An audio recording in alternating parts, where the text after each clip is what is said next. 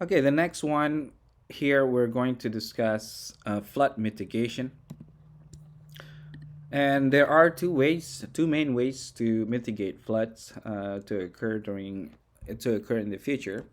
The very first one is structural approach, and the structural approach can include channel alteration, flood control dams, or construction of floodways or detention ponds.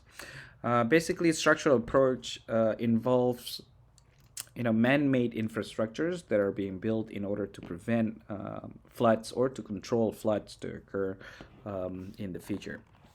Here, in this case right here on the left side of your screen, you're seeing a Los Angeles River channel, which is now a concrete. Basically, this is no longer natural channels. And that would represent an example of channel alteration. Channelization is also very common in big cities, especially in areas with high populations. And channelization involves straightening, deepening, and widening and clearing of existing channels. And all of that was done because we want to control the floods, okay, the potential floods. And it also eliminates habitats and vegetations that are present along the channel as well.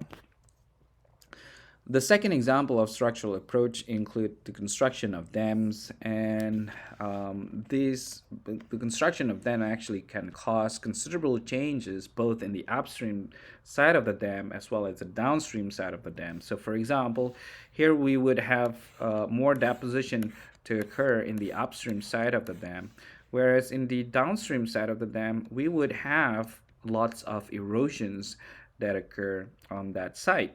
Okay, but of course there are many advantages associated with construction of dams. It can generate hydroelectricity. It can provide irrigations because of the accumulation of water or the preservation of water in the dam.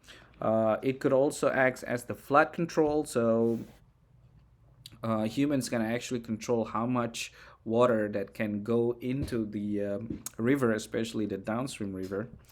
And then, of course, creation of recreational lakes, storage of drinking water, and raising river levels for navigation. But do not forget about the negative impacts of them, such as the loss of land, habitat destructions, especially when we're talking about salmon habitats. Dams, the construction of dams basically prevent the salmon to migrate upstreams. Um,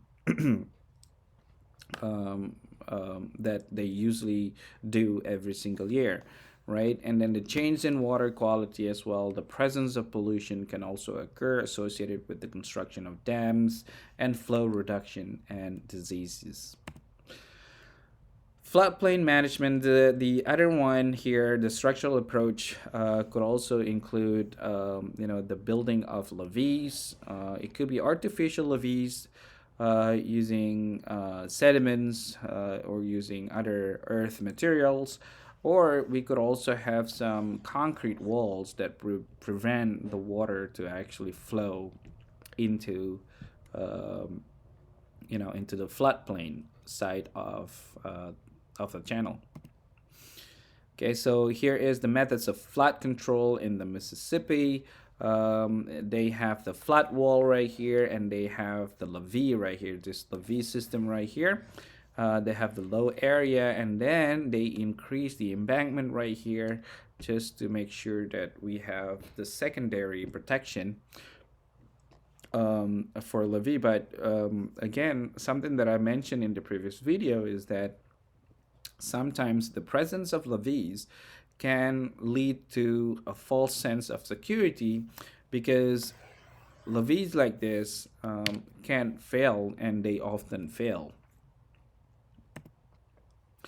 Another example of a structural approach would include the construction of detention ponds or temporary storage right here. or sometimes they call it retention basin or retention reservoir. Basically, these are ponds that can hold water until flood subsides. Okay, so for example, here is we have the stream right here, right? And then what happened here is that they distributes the water instead of letting the water flow out to the downstream part of the river. Some of the water is diverted and stored temporarily in the retention pond. Again, the main purpose of this is to actually flatten the curve. So this is again the hydrograph. Remember the hydrograph curve, right? So we want to flatten this curve as much as possible. So this is the graph without the use of retention ponds, and here is the graph or the hydrograph with the use of retention ponds. Another approach that we can do, that people or local government can do, is the non-structural approaches. And that could include the U.S. National Flood Insurance Program, the principal non-structural approach to managing floodplains. The second one is relocation and voluntary buyouts, and this happened in Valmeyer, Illinois, something that I discussed in previous videos.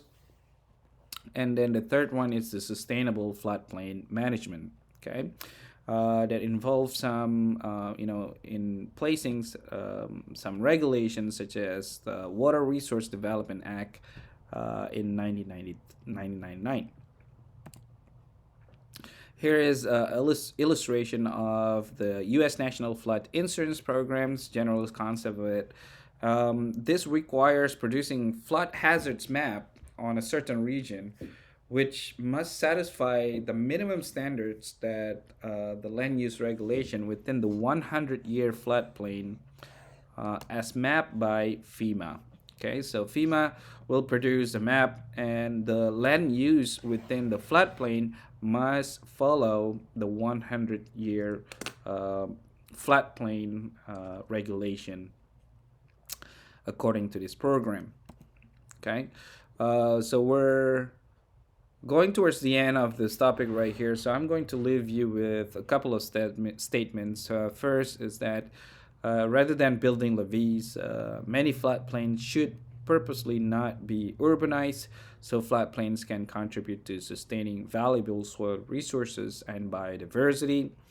Again, as even though it's flat and it looks very tempting to actually build some create some development in that piece of land, but we have to understand that floodplains are natural places for floods to occur, and that is the reason why we call them floodplains, right?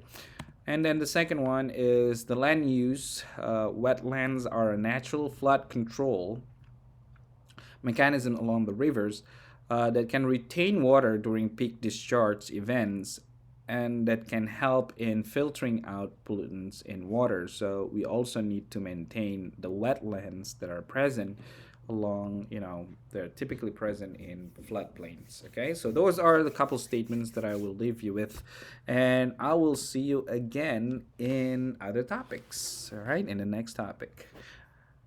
Bye bye now.